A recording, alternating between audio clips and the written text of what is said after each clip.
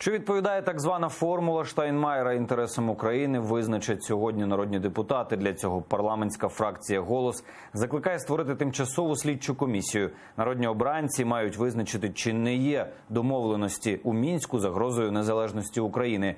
Пропозицію вже підтримали фракція «Батьківщина» та «Європейська солідарність», а поки закликають міністра закордонних справ та начальника Генштабу відзвітувати перед парламентом і пояснити, що означає формула Штайнмайєра та як відбуватиметься відведення військ.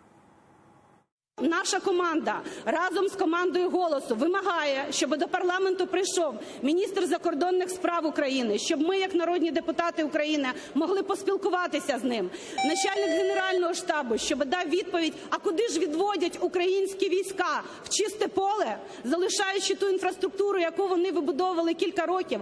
Повернути суб'єктність парламенту у визначенні зовнішньої політики України, фракція «Голос» ініціювала створення тимчасової спеціальної комісії на заміну формулі Путіна-Штайнмайєра.